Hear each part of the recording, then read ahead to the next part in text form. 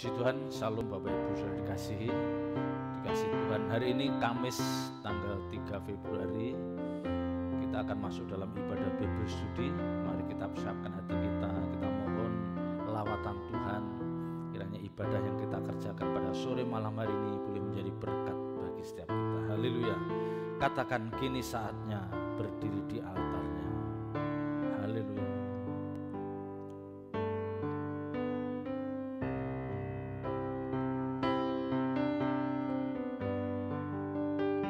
Kini saatnya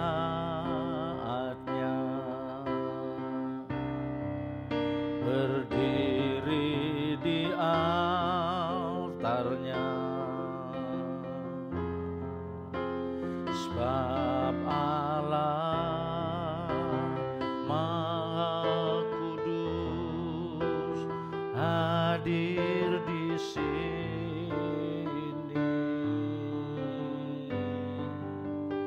Mari memuji, angkat tangan menyembah, sebab Allah Maha Kudus hadir di sini. Katakan, kini saatnya.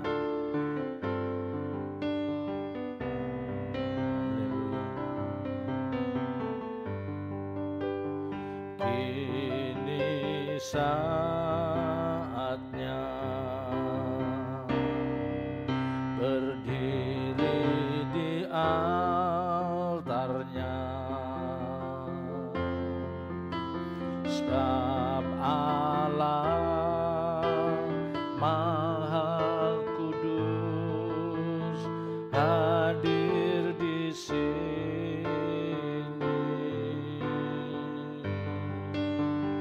Mari memuji, angkat tangan menyembah, sebab Allah Maha Kudus hadir di sini.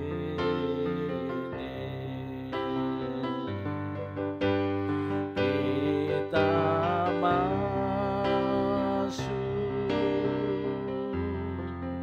tata sucinya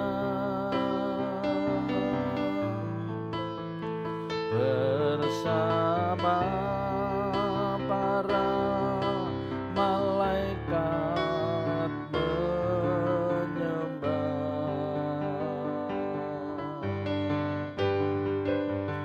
Mari puji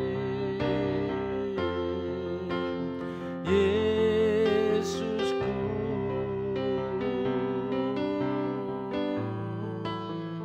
kita masuk hadiratnya saat ini.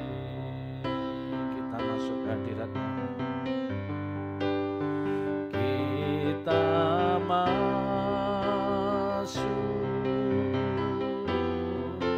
tahta sucinya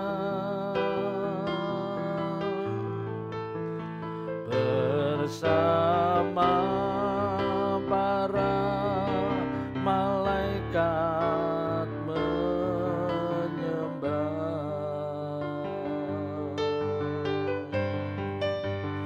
Mari puji Yesusku,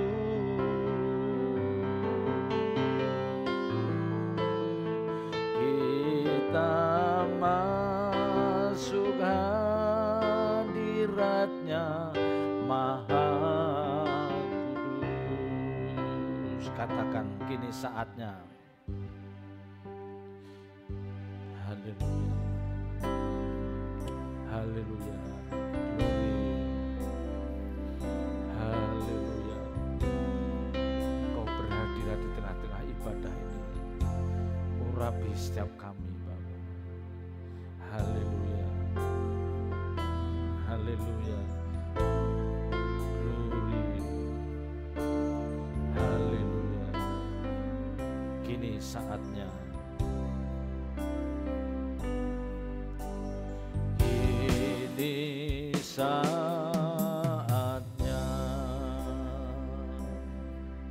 berdiri di altarnya, sebab Allah Maha Kudus hadir di sini.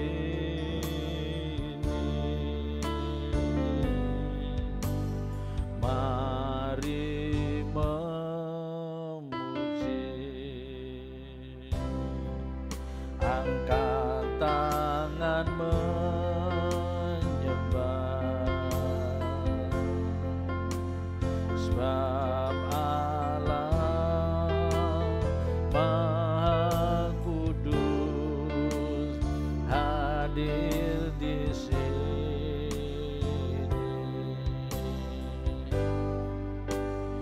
Kita masuk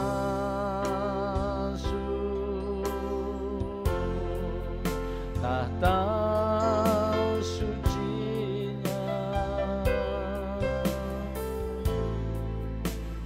bersama para malaikat menyembah.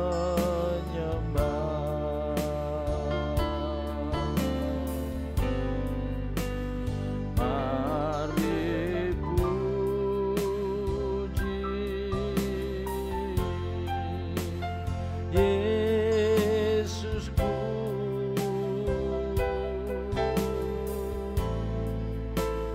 kita masuk hadiratnya Maha Kudus, kita masuk hadiratnya,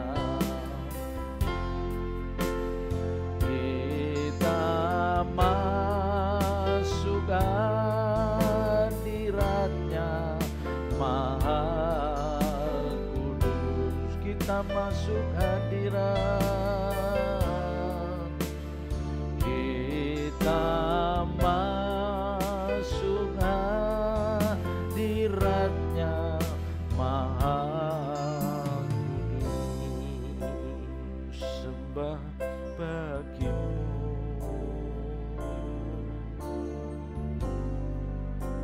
sembah bagimu,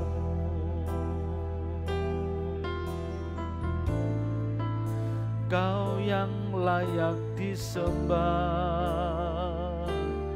diagungkan, dipermuliakan. Sembah bagimu,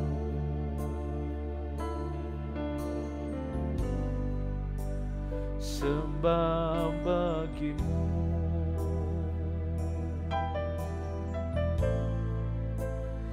Kau yang layak diagungkan dan ditinggikan. Sembah bagimu, Kaulah satu-satunya Allah yang benar, Maharaja Allah Israel. Elohim Yahweh sesembahan kami. Haleluya.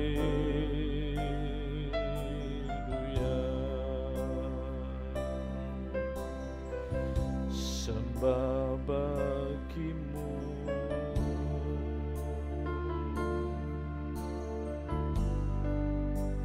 sembah bagimu Tuhan.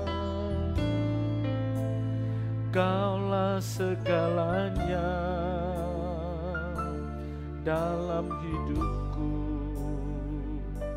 sembah bagimu. kasih Tuhan.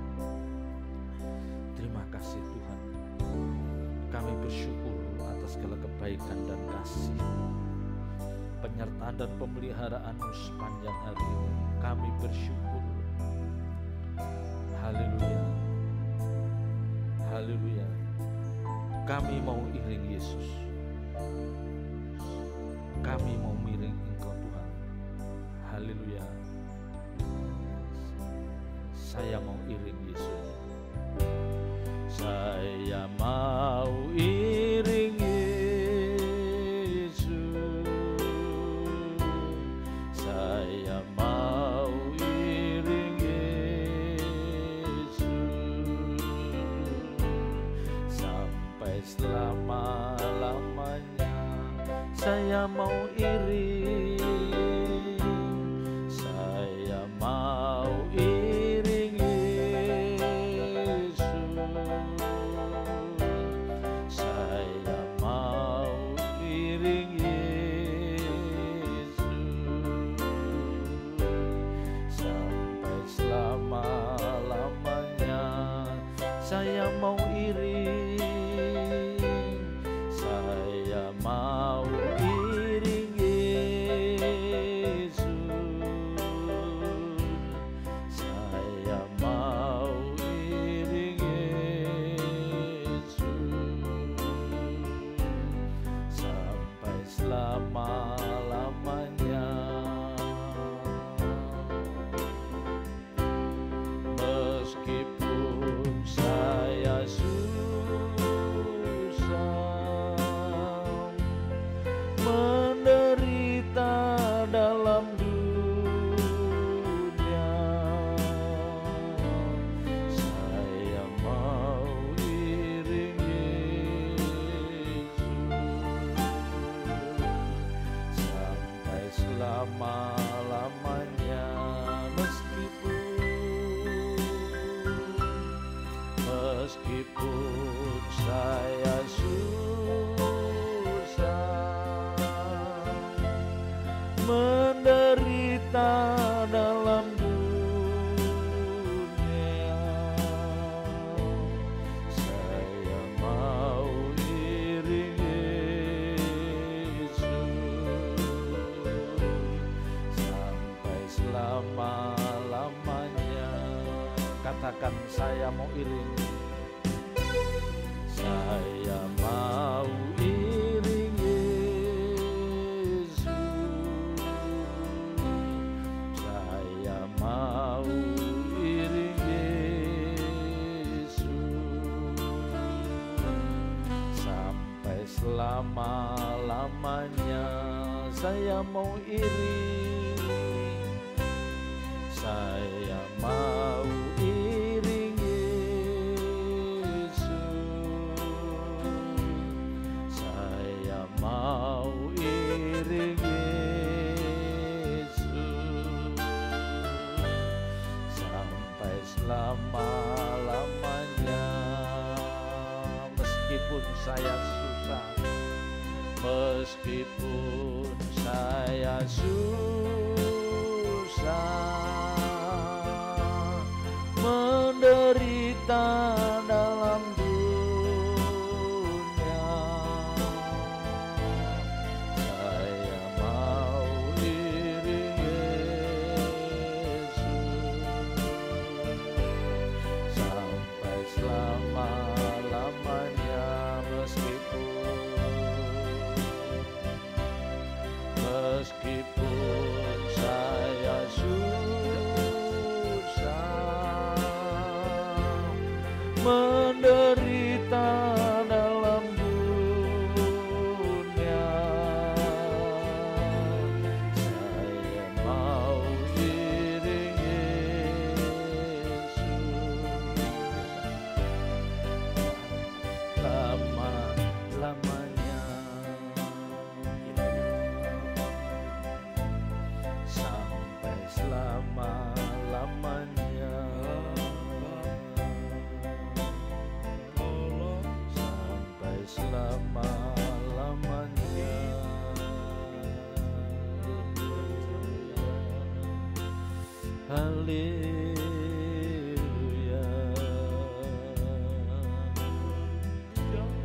besar setiamu, besar setiamu, besar setiamu Tuhan. Kami mau iring Kau selama-lamanya, kami mau iring Engkau sampai akhir hidup kami.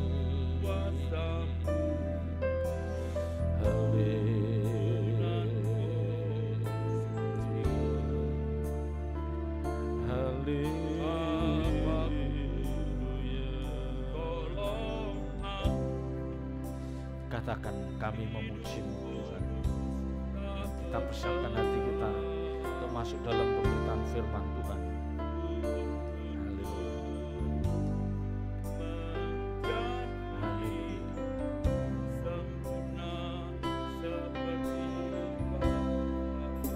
Kami memuji-Mu Tuhan, kami menyembah-Mu Tuhan, muliakan keagungan nama-Mu, sembah sujud, haleluya.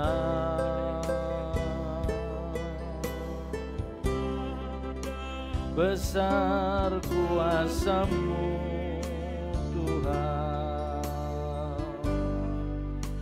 besar anugerah-Mu Tuhan, tak terukur betapa limpahnya segala berkat kebaikan-Mu. Kami memuji-Mu, kami memuji-Mu Tuhan, kami menyembah-Mu Tuhan, muliakan keagungan nama-Mu, sembah sujud, haleluya.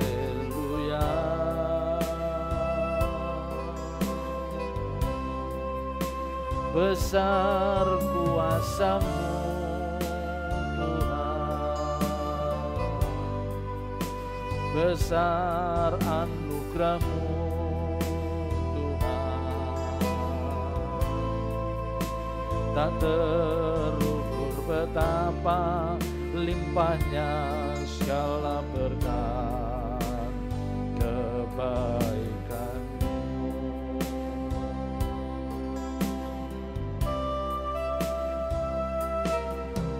Bersama para malaikat kami memuji-Mu, di hadapan-Mu Bapa kami datang menyembah.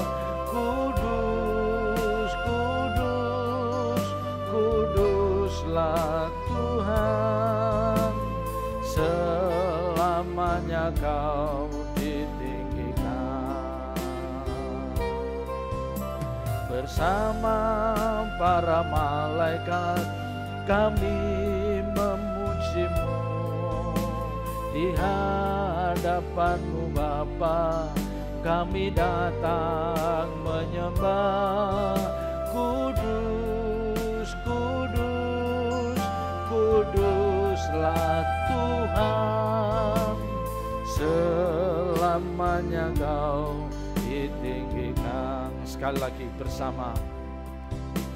bersama para malaikat kami memuji-Mu, di hadapan-Mu Bapa kami datang menyembah. Kudus, kudus, kuduslah Tuhan, selamanya Kau ditinggikan, selamanya Kau ditinggikan, selamanya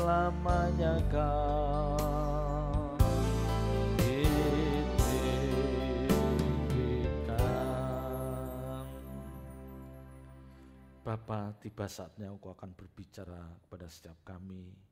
Pakai mulut lidah bibir hamba-Mu untuk menyampaikan kebenaran firman-Mu.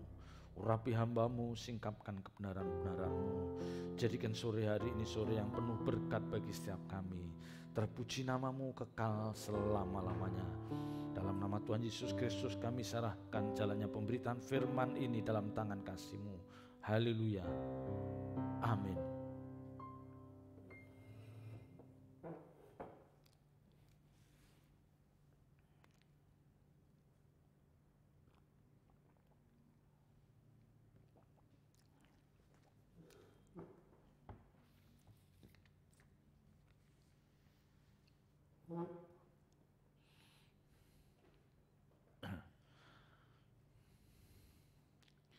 Bapak Ibu saudara dikasih Tuhan,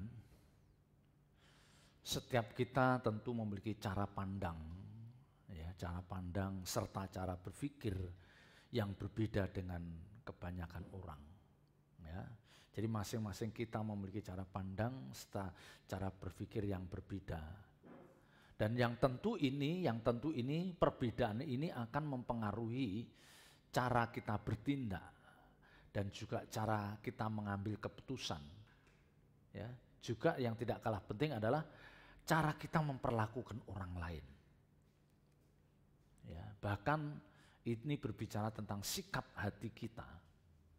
Ya. Jadi cara pandang kita, cara berpikir kita itu akan menentukan bagaimana kita memperlakukan orang lain. Ya. Kalau kita lihat di dalam satu keluarga, dalam satu rumah tangga, masing-masing anak, misalnya di dalam keluarga itu ada 4 atau 5 atau 3 orang anak, ya masing-masing anak akan berbeda dalam memperlakukan orang tuanya. Pasti ada perbedaan. Ya, dari sekian anak ini memiliki cara pandang yang berbeda terhadap orang tuanya. Karena masing-masing memiliki pengalaman pribadi dengan orang tuanya ini. Ya.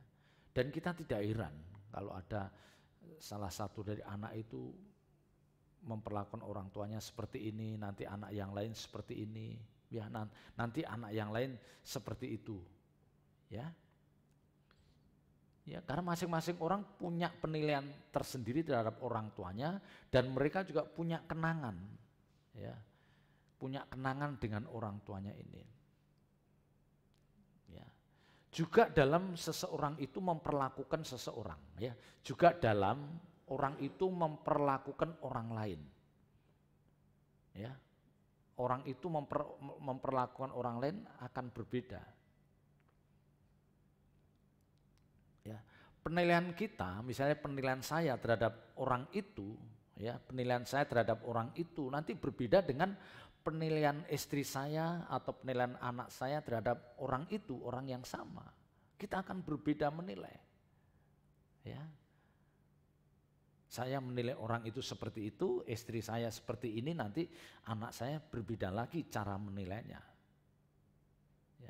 Karena masing-masing kita memiliki kesan atau memiliki pengalaman dengan orang itu.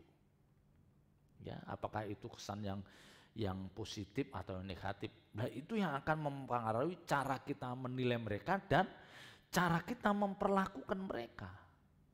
Pasti. Ya. Jadi saya tidak boleh menuntut anak saya atau istri saya itu memperlakukan orang ini sama seperti saya, ya, tidak boleh menuntut persis sama, ya, karena masing-masing orang berbeda. Mungkin orang itu saya sangat terkesan karena memang dia sangat berarti dalam hidup saya, tapi saya tidak bisa memaksakan untuk istri dan anak saya memperlakukan mereka seperti saya memperlakukan, ya. Tetapi paling tidak Bapak Ibu saudara, kalau di dalam satu keluarga itu mereka adalah memiliki satu konsep kebenaran yang sama, tentu berbeda tetapi tidak akan beda jauh. Ya. Ini yang sering kali kita alami. Ya. Jadi saya menilai orang itu, saya memperlakukan mereka begitu, ya begitu spesial ya terhadap sosok ini. Karena sosok ini memang bagi saya ini berarti dalam hidup saya. Tapi mungkin tidak atau kurang berarti buat istri dan anak-anak saya. Karena mereka tidak punya pengalaman dengan sosok ini. Nah, demikian juga ketika istri saya atau anak-anak saya memperlakukan sosok yang lain lebih spesial, belum tentu saya bisa memperlakukan mereka lebih spesial juga. Ya, karena semua itu tergantung bagaimana pengalaman kita dengan orang itu. Nah, jadi dalam hal tertentu memang tidak ada yang salah dengan hal ini. Ya, memang kita bisa subjektif. Ya, bisa subjektif, tidak ada yang salah. Tetapi kalau penilaian itu kita tujukan kepada Tuhan, bagaimana kita menilai keberadaan Tuhan, bagaimana kita memperlakukan Tuhan dalam hidup kita, mestinya tidak boleh berbeda, harus sama. Ya, harus sama. Ya, karena kita sama-sama orang percaya yang mengerti kebenaran. Bagaimana saya memperlakukan Tuhan, bagaimana istri saya memperlakukan Tuhan, dan anak saya memperlakukan Tuhan, itu harus sama. Ya, sekalipun mungkin saya punya pengalaman berjalan bersama Tuhan lebih lengkap dari mereka. Ya, mungkin lebih lengkap dibanding mereka, tapi tidak bisa tidak mereka harus juga berusaha bagaimana mereka memiliki pengalaman pribadi berjalan bersama Tuhan. Nah, ini penting. Ya.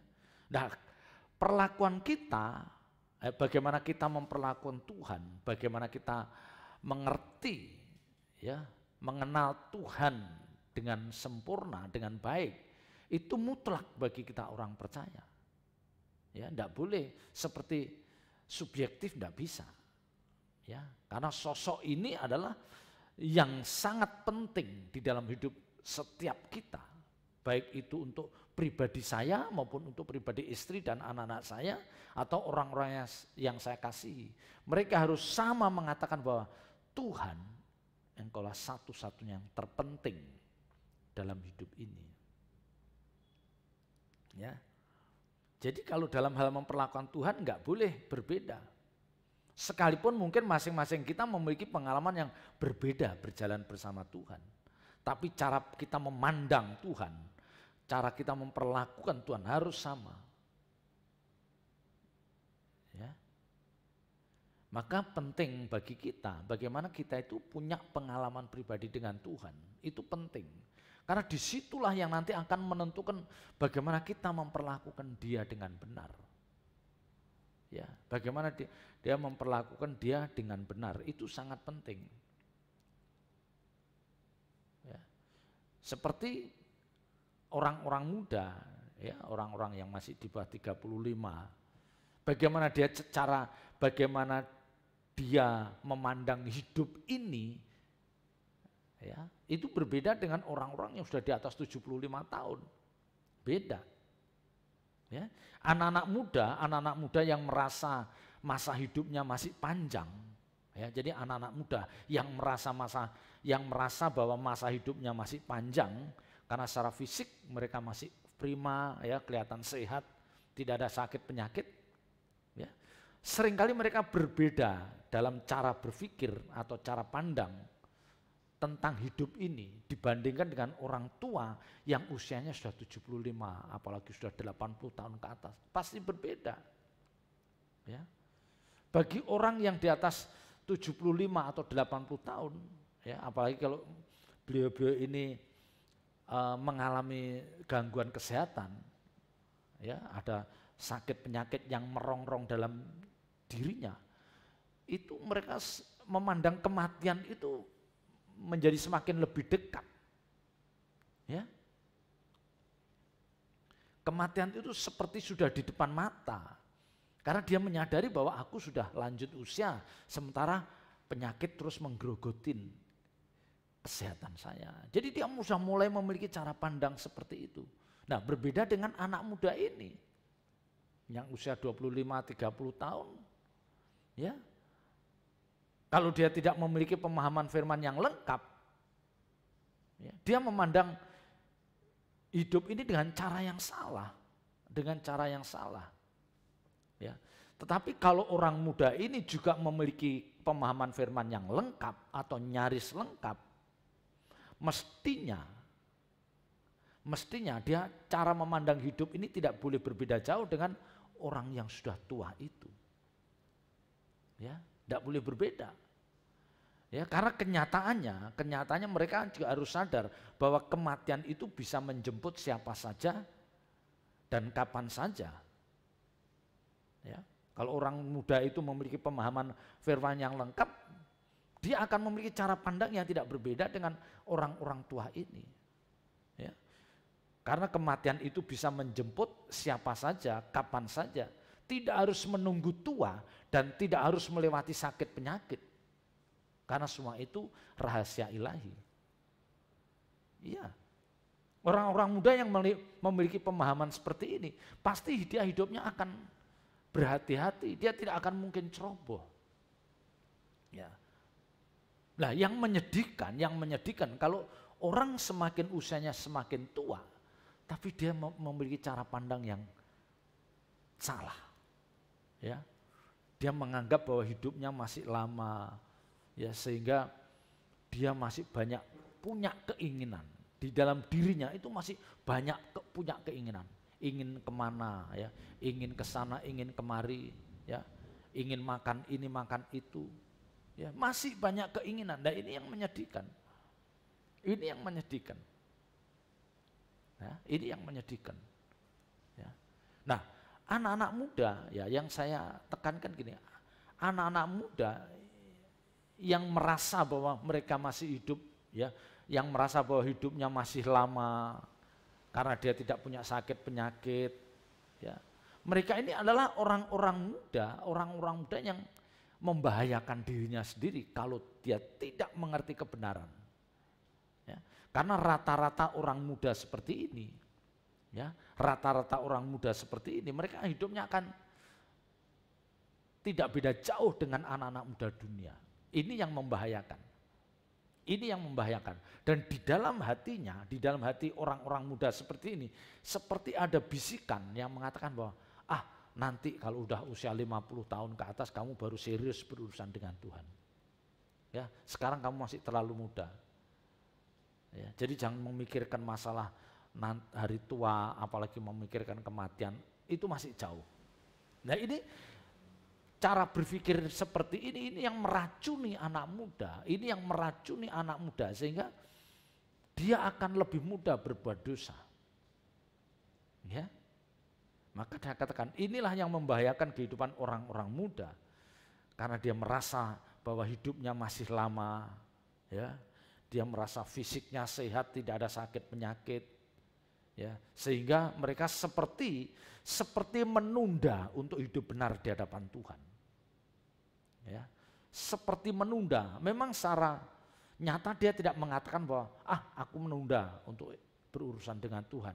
Ya, mungkin anak muda itu tidak mengatakan demikian, tetapi dari peragaan hidupnya, dari cara dia berbicara, cara dia bertindak, ngambil keputusan, itu benar-benar menunjukkan bahwa dia adalah orang-orang muda yang menunda untuk hidup benar di hadapan Tuhan. Nah, ini yang membahayakan. Ya, ini yang membahayakan. Ini yang membahayakan. Maka saya katakan, dari muda orang percaya harus mengerti kebenaran firman Tuhan.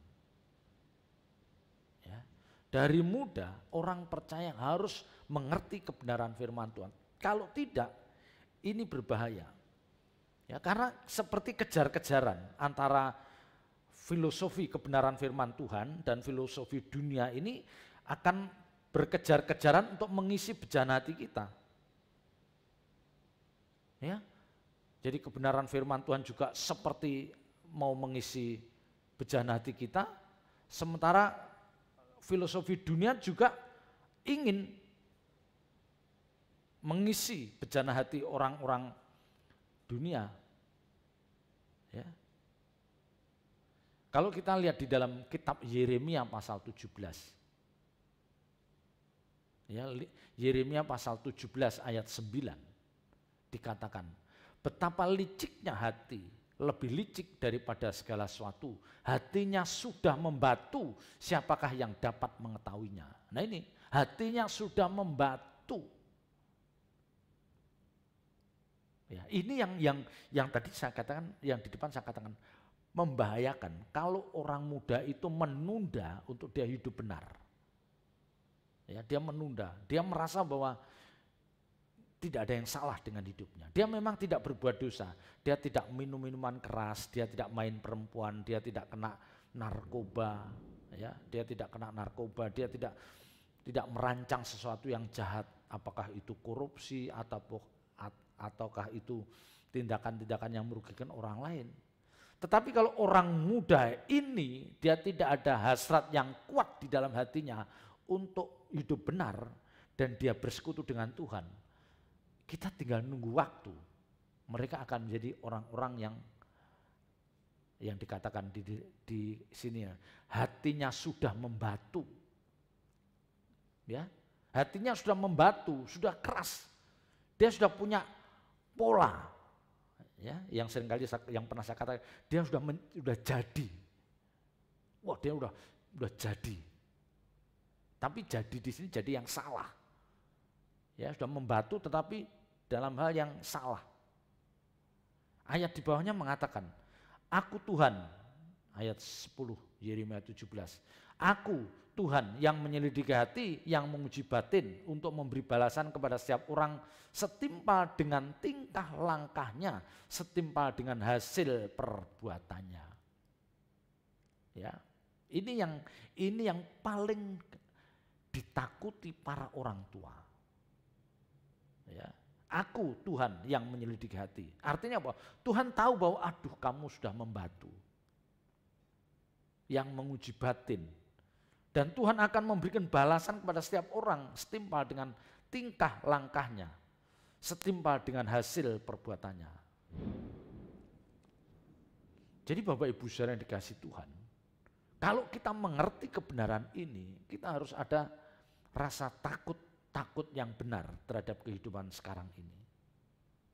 Ya, jadi anak-anak kita yang masih SMP, SMA, yang masih belum nikah, yang masih bisa kita rangkul, kita peluk, kita harus ajarkan supaya mereka mengoreksi hidupnya dengan benar. Ya, mengoreksi hidupnya dengan benar. Kita mau belajar juga dari Paulus ya, lewat surat Filipi.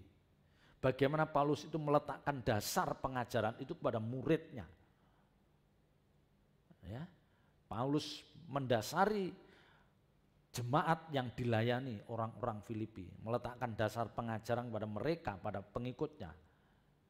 Ya, dan di dalamnya Paulus menaruh satu kerinduan kepada mereka, jemaat Filipi ini, untuk menjadi jemaat yang bisa dibanggakan.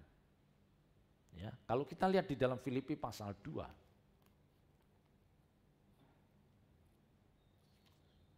Filipi pasal 2 ayat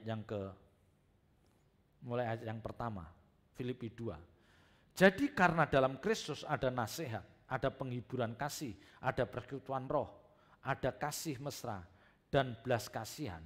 Karena itu sempurnakanlah sukacitaku dengan ini. Hendaklah kamu sehati sepikir dalam satu kasih, satu jiwa, satu tujuan, dengan tidak mencari kepentingan sendiri atau puji-pujian yang sia-sia.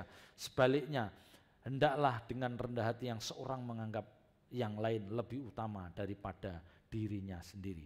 Filipi 2 ayat 1 sampai dengan 3. Dikatakan ayat 1, jadi karena dalam Kristus, artinya apa? Kalau dalam Kristus, ini orang-orang yang ada di dalam persekutuan dengan Tuhan, mereka akan merasakan bahwa ada nasihat. Ketika orang percaya itu ada persekutuan dengan Tuhan, dia pasti merasakan ada nasihat, ada penghiburan kasih, ada persekutuan roh, dan ada kasih mesra dan belas kasihan. Ya, jadi karena dalam Kristus, artinya apa? Orang-orang yang memiliki persekutuan dengan Kristus, yang membangun intimasi dengan Tuhan, itu merasakan itu. Ya, ada kasih mesra, Tapi kalau dia tidak ada di dalam Kristus, dia tidak membangun persekutuan, dia tidak pernah merasakan hal ini. Ya, ada penghiburan kasih, ada persekutuan roh. Nah, ayat 2. Ini. Karena itu sempurnakanlah sukacitaku dengan ini. Ya, karena Paulus mengatakan bahwa kamu jemaat yang aku layani, orang-orang Filipi, kamu adalah orang-orang yang sudah di dalam Kristus. Aku berbahagia, aku sukacita melihat perkembangan rohanimu. Tetapi dia katakan, ayat 2, karena itu sempurnakanlah sukacitaku dengan ini. Jadi Paulus menuntut jemaat Filipi itu, sempurnakanlah sukacitaku dengan ini. Ya, sama Bapak Ibu Saudara. Ya sama. Ketika Bapak Ibu Saudara menjadi orang tua, ya sebagai orang tua, sebagai oma, pasti Bapak Ibu Saudara ada yang dipuji dari anak-anak kita. Apakah prestasi akademisnya bagus, ya kita puji, rajinnya membantu orang tua. Tapi pasti ada satu titik di mana Bapak Ibu Saudara menghendaki bahwa sempurnakanlah sukacitaku ini. Artinya apa? Kamu jangan hanya puas dengan itu, tapi lengkapi dengan ini.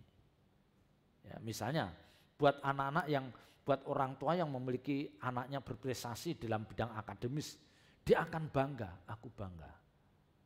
Tapi pasti kalau boleh ngomong, orang tua ini akan katakan, sempurnakanlah sukacitaku ini dengan apa? Etikat, attitude. Ya, kepribadian yang baik. Pasti ini akan diucapkan oleh orang tua yang benar. Ya, jadi di satu sisi dia puas dengan nilai akademis, prestasi akademis anak-anaknya. Tapi di satu sisi dia mengatakan, lengkapilah sukacitaku. Artinya apa? Orang tua itu menuntut untuk anaknya lebih baik lagi. Jadi jangan hanya ini. Ya. Karena orang tua yang dia sudah hidupnya lebih lama dibanding anaknya ini, yang sudah banyak makan asam garam kehidupan ini, dia bisa menilai, kamu nggak cukup hanya pandai. Ya, kamu nggak cukup hanya pandai, wah IP-nya 4, lulus 3 tahun, udah lulus, nggak cukup. Kamu harus memiliki karakter yang bagus. Kamu harus bisa menjaga kesehatan yang sangat bagus. Ya. Kamu harus memiliki pengenalan akan Tuhan yang nyaris lengkap. Ini harus disampaikan. Ya. Ini harus disampaikan. Paulus mengatakan, dia memuji orang Filipi, tapi dia katakan, sempurnakanlah sukacitamu, sukacitaku dengan ini. Nah, Bapak Ibu Saudara, ada orang-orang yang membanggakan hanya satu sisi. Dia menganggap sisi yang lain tidak penting. Wah, ini nanti bahaya. Ya, jadi ada orang tua atau siapapun mereka, kalau dia hanya menganggap bahwa satu sisi ini sangat penting dan dia bisa mengabaikan yang lain, wah, repot nanti. Ya, misalnya dia membanggakan dengan prestasi akademis, sementara dia tidak ambil pusing dengan karakternya yang buruk, ya. Ya, dengan cara berpikirnya yang nggak bagus, belum lagi hidupnya, kesehatan hari-harinya dia nggak bagus, orang ini nanti nggak jadi orang yang berhasil. Ya, dia pintar tapi apa hidupnya apa? Begadang. Ya, ikut minum-minum, merokok. Ya, salah-salah dia kena terpengaruh pakai narkoba. Yang akhirnya ketika itu bermasalah, orang tuanya baru ngeh, nggak cukup, orang itu hanya pintar, nggak cukup. Ya, orang itu hanya membanggakan prestasi akademis nggak cukup. You harus mengerti bagaimana, you harus punya karakter yang bagus. You harus tahu apa itu kesehatan yang bagus. Ya. Karena kalau dia hanya berpatokan dalam satu sisi, nanti akhirnya dia tidak menikmati hidup. Saya mengatakan dia tidak bisa menikmati hidup seperti yang dia impikan. Nah, kenyataannya kita melihat orang-orang yang dengan prestasi akademis yang membanggakan, tetapi hidupnya secara keseluruhan, coba Coba kita lihat, apakah pergaulannya benar, karakternya bagus, bagaimana pengenalan dia akan Tuhan. Enggak. Nah ini yang mengerikan. Makanya saya bisa memahami kalau Paulus mengatakan, karena itu sempurnakanlah sukacitaku dengan ini. Ya, hendaklah kamu sehati sepikir dalam satu kasih, satu jiwa, satu tujuan. Ya, jadi Paulus menghendaki jemaat yang dilayani itu memang sudah baik, tetapi sempurnakan.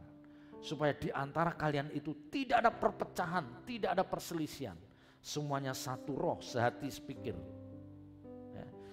Yang ketiga, dengan tidak mencari kepentingan sendiri atau puji-pujian yang sia-sia.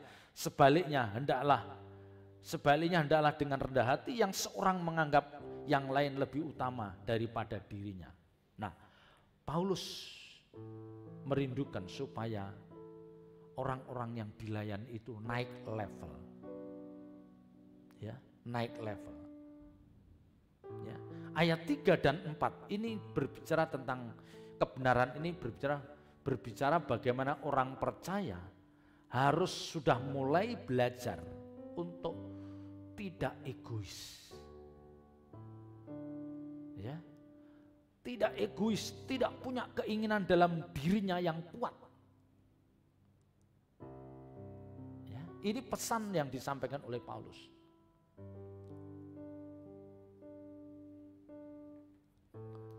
Ya, ayat 3 ini kan dengan jelas mengatakan, ya, dengan tidak mencari kepentingan sendiri atau puji-pujian yang sia-sia. Sebaliknya hendaklah dengan rendah hati yang seorang menganggap yang lain lebih utama daripada dirinya sendiri. Ya. Paulus adalah sosok hamba Tuhan yang punya kerinduan yang begitu mulia. Ya, bagaimana jemaat yang dilayani ini akhirnya benar-benar bisa dibawa naik level. Ya. Ini tidak mudah Bapak Ibu Saudara. Ini tidak mudah. Ya, menganggap orang lain lebih penting dari kita itu tidak mudah. Sudahlah, percayalah, ini tidak mudah. Ya, rata-rata kita itu menganggap bahwa kitalah yang harus diperhatikan oleh orang lain. Jadi kita menuntut untuk orang lain memperhatikan kita lebih. Ya, kita menuntut orang lain untuk memperhatikan kita lebih. Ini yang terjadi. Dan padahal Paulus mengatakan, ya, dengan tidak mencari kepentingan sendiri, jangan ada kepentingan apapun, atau puji-pujian yang sia-sia. Jangan kita itu dalam satu komunitas dimanapun kita cari pujian. Ya, kita tidak diajar untuk kita menjadi orang yang menonjolkan diri. Ya, kita nggak usah menonjolkan diri. Kalau memang Tuhan bawa kita naik, pasti dengan cara Tuhan yang begitu indah, kita pasti dibawa naik. Ya, tapi jangan kita yang membawa diri kita seolah-olah lebih bernilai dari orang lain. Kita menonjolkan ambisi kita. Ini bukan yang diajarkan Tuhan. Ya, ini bukan yang diajarkan Tuhan. Kalau memang Tuhan menganggap bahwa orang ini sudah pantas untuk dibawa naik level, ya, orang ini pantas untuk mendapatkan pengakuan dari banyak orang, nanti Tuhan yang buka jalan. Ada saja cara Tuhan untuk dia memunculkan, mengorbitkan seseorang, itu ada saja. Ya, ini kita berserah. Karena pada kenyataannya kita menemukan bagaimana banyak orang itu begitu ambisi, pengen diakui lebih hebat dari orang lain. Ini yang kebanyakan terjadi. Ya, ayat 3 saya ulang.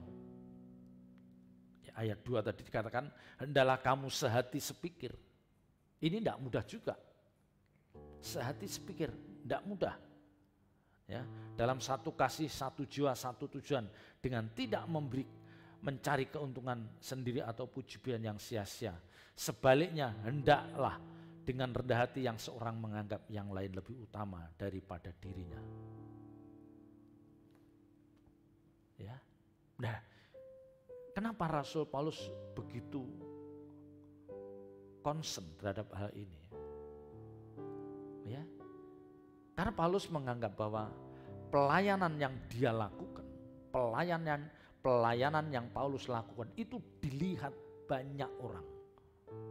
Dilihat banyak orang. Ya. Tentu di sekitar Paulus, dalam pelayanan Paulus itu banyak guru-guru palsu, nabi-nabi palsu yang juga memberikan pengajaran pada pengikutnya. Ya, ini tidak bisa dipungkiri. Maka Paulus menekankan hal ini supaya kamu tidak mempermalukan apa yang saya ajarkan. Ya. Ini juga mestinya yang disadari oleh banyak orang percaya. Ya, inilah yang mestinya disadari oleh banyak orang percaya, khususnya para hamba Tuhan, para pendeta besar yang memiliki jemaat ribuan atau puluhan ribu. Ya, jangan sampai apa yang dia ajarkan, ya, apa yang dia sampaikan itu menjadi batu sandungan. Ya, dia mengajarkan sesuatu yang itu tidak membuat jemaatnya dewasa, tidak membuat jemaatnya makin rohani, tetapi justru apa? Jemaatnya diajar untuk loyal terhadap pendetanya. Waduh. Jemaat harus diajarkan supaya dia loyal terhadap Tuhan Yesus. Ya. Jangan diajarkan untuk membela kepentingan hamba Tuhannya. Waduh, repot. Suatu saat hamba Tuhan ini berselisih seperti di media sosial, wah itu ya sulit dikendalikan karena masing-masing punya pengikut, punya follower, punya pengagum. Nah ini kalau dilihat orang di luar orang percaya ini menyedihkan. Ya, ini seperti ada yang salah ini.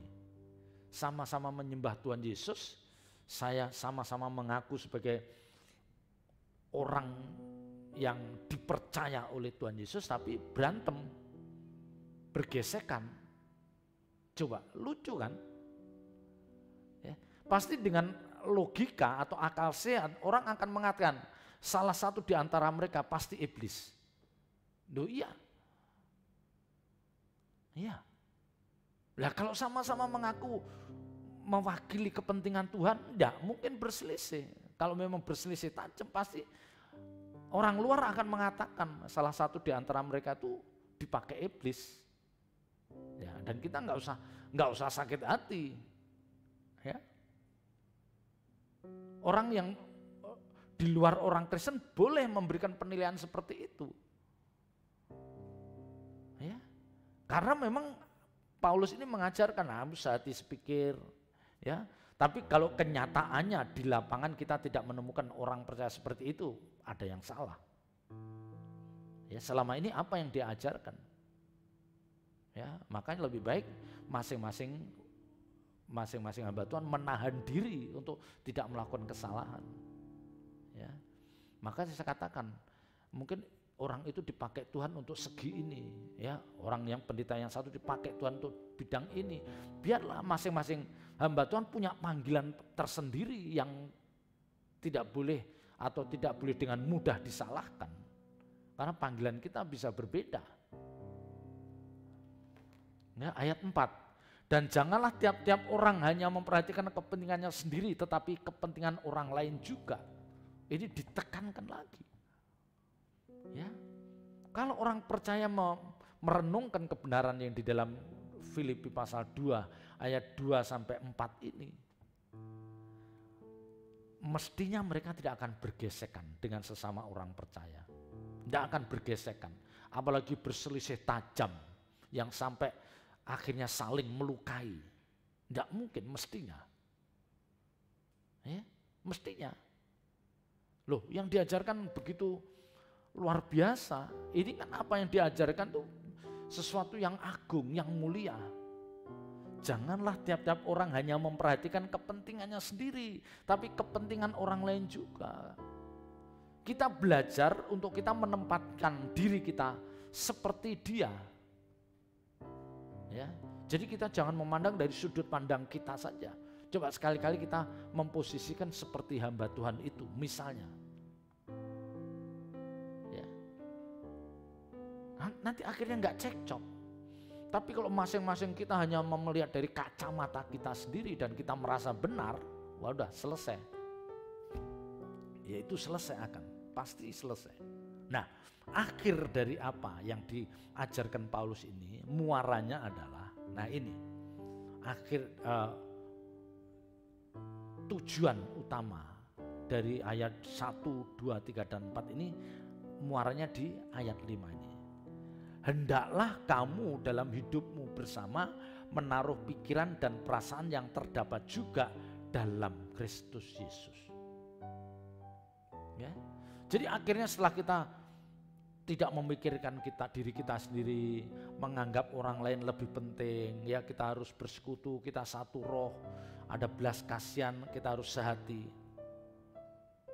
Itu pada akhirnya Paulus mau mengarahkan, hendaklah kamu menaruh pikiran, ya dikatakan hendaklah kamu dalam hidupmu bersama, jadi jemaat ini menaruh pikiran dan perasaan yang terdapat juga dalam Kristus Yesus. Artinya apa?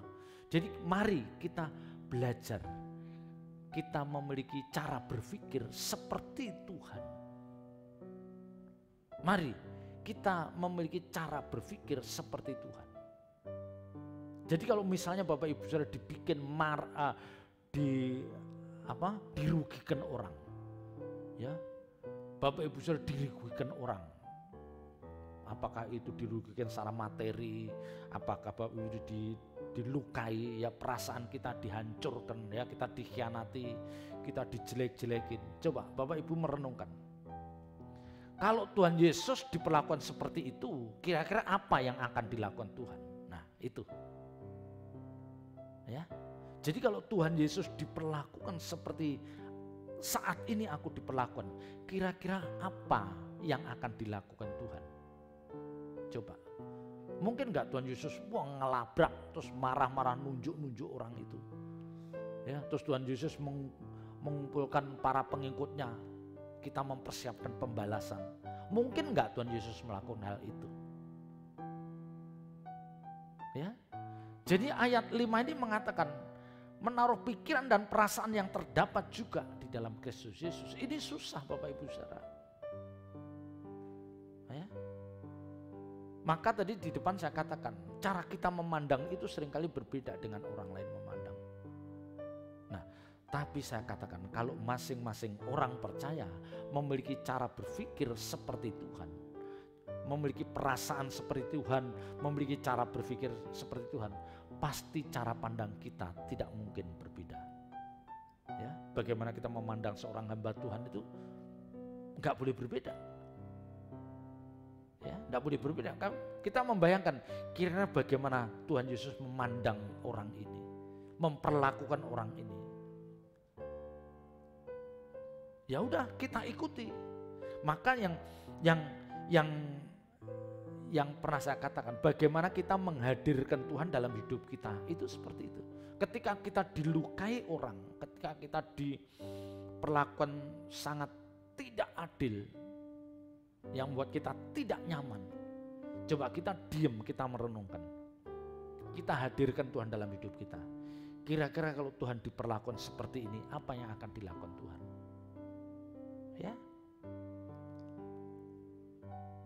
Kan berkali-kali dalam setiap peristiwa ketika Tuhan melakukan mujizat, dia melakukan sesuatu yang adikodrati, ya ahli Taurat dan orang Farisi itu merasa tersaingi, wah dia ngejar-ngejar mencari Tuhan untuk membunuhnya. Apakah Tuhan lawan? Enggak, Tuhan menghindar. Tuhan menghindar. Ketika Tuhan melakukan sesuatu yang layak untuk diberikan pujian, banyak orang mau menyanjung, banyak orang mau memberikan penghargaan. Apakah Tuhan ini? Enggak, Tuhan menghindar. Ya, Tuhan menghilang dari kerumunan itu. Tuhan selalu mencari tempat yang tenang untuk dia bersekutu dengan Bapa di surga. Ini pelajaran baik.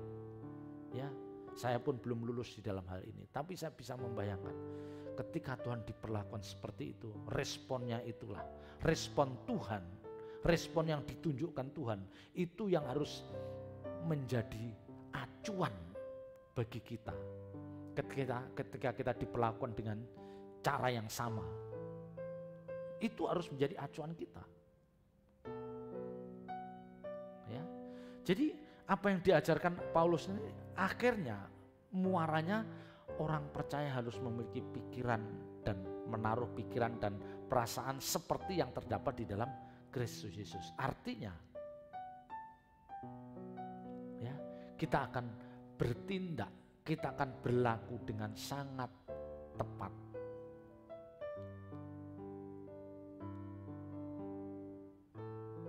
Ya, dan ini Bapak Ibu Saudara, inilah perjuangan kita.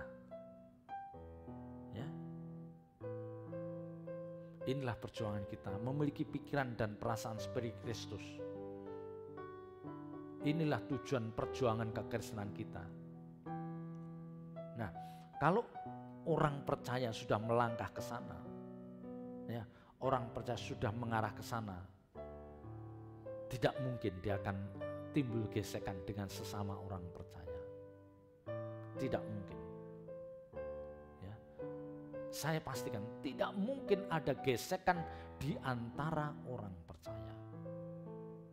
Ya. Timbulnya gesekan sesama orang percaya dan itu bisa meruncing dan itu bisa saling melukai karena masing-masing menuruti egonya.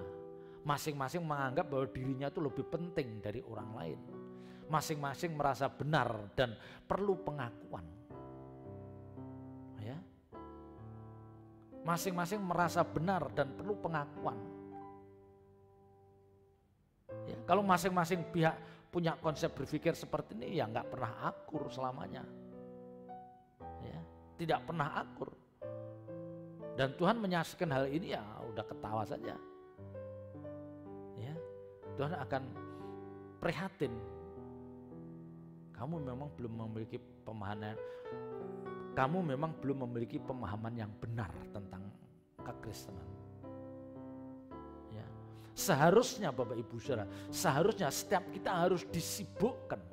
Setiap kita harus disibukkan bagaimana kita menemukan panggilan kita untuk mengabdi. Ya, kita menemukan panggilan kita untuk mengabdi bagi Tuhan.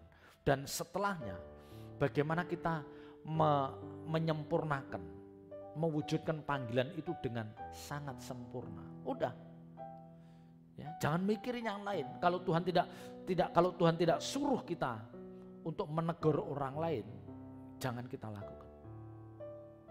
Ya, ada orang lain salah tapi Tuhan nggak nyuruh. Mungkin orang lain akan Tuhan pakai untuk negur orang itu. Tapi kalau memang kita digerakkan untuk negor, ya mari kita lakukan dengan cara yang bermartabat. Ya. Seperti yang diajarkan Tuhan. Ya, jadi kita selalu merenungkan, kalau Tuhan mengalami hal ini, kalau Tuhan mengalami problem seperti ini, kira-kira apa yang dilakukan Tuhan? Nah, ini yang harus selalu ada dalam benak kita. Ya.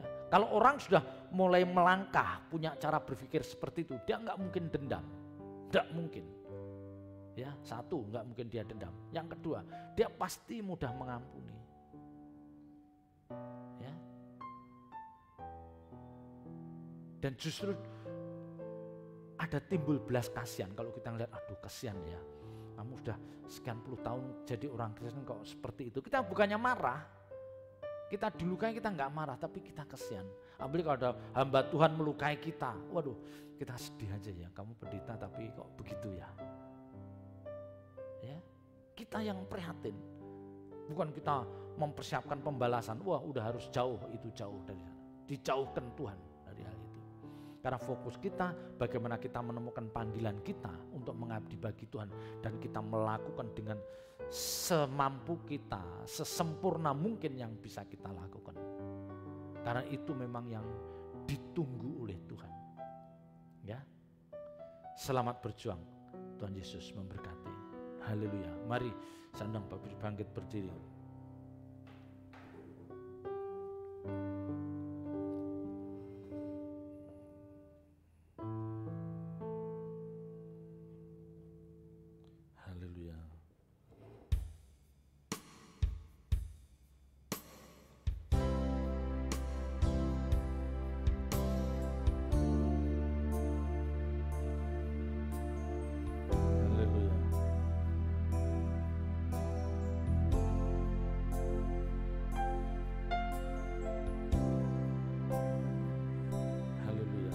Katakan, Tuhan aku rela.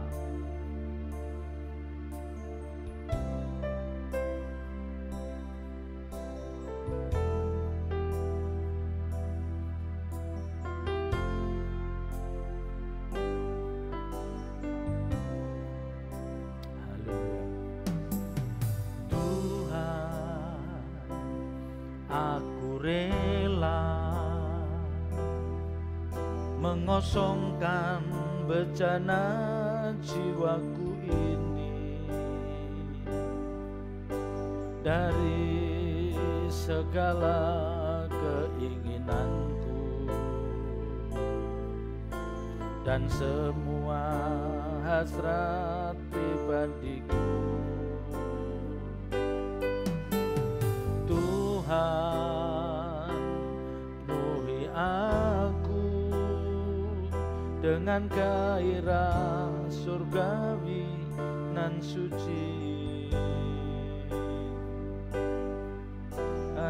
Apapun tak ku ingini lagi, hanya Engkau hartaku abadi. Tuhan, aku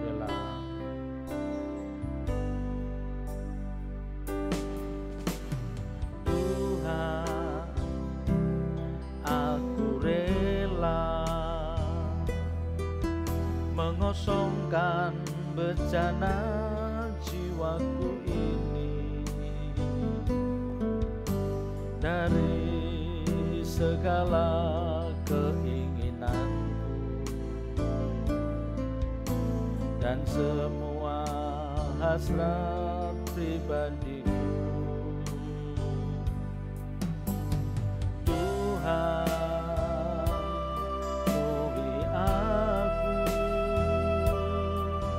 dengan gairah surgawi nan suci,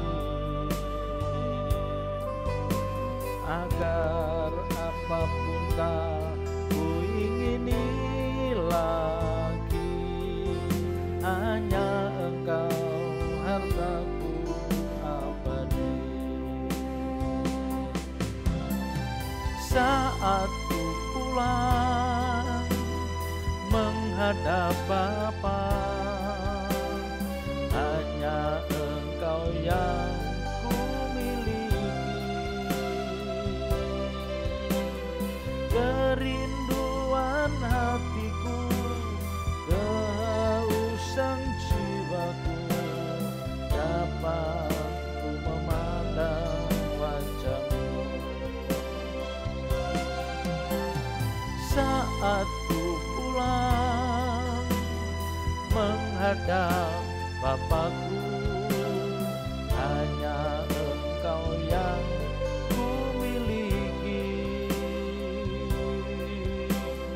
Kerinduan hatiku, kehausan jiwaku, dapat ku memandang wajah-Mu. Kerinduan hatiku, kehausan jiwaku, dapat ku memandang wajah-Mu. Dapat ku memandang wajah-Mu.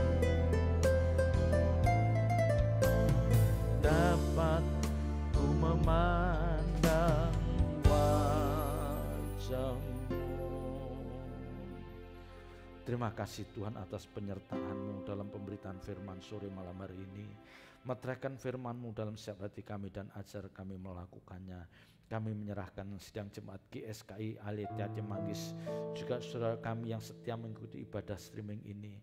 Kiranya Engkau memberkati hidup mereka, memberkati rumah tangga mereka, memberkati anak cucu menantu mereka, memberkati pekerjaan mereka, usaha mereka, apapun yang mereka kerjakan menjadi berhasil, dan bila semua ini untuk kemuliaan nama-Mu. Kami menyerahkan bangsa dan negara kami dalam tangan kasih-Mu, pakai Bapak Presiden, Bapak Wakil Presiden, dan seluruh pejabat tinggi negara untuk bersatu padu bahu-membahu mengatasi persoalan bangsa ini. Dan kiranya Tuhan, hikmat surgawi yang akan memampukan beliau-beliau ini membawa bangsa ini keluar dari masalah saat ini. Terpuji namamu kekal selama-lamanya. Bapak Ibu saudara yang dikasihi Tuhan, angkat kedua belah tangan saudara, terimalah berkat yang dari Allah Bapa. Dengan demikian Bapak Ibu saudara yang dikasihi Tuhan, terimalah nikmat berkat yang dari Allah Bapa, cinta kasihnya yang kekal dari Tuhan Yesus Kristus, dan dalam persekutuan kuasa Roh Kudus mulai malam hari ini sampai Maranatha, Tuhan menyertai perjalanan hidup Bapak Ibu saudara.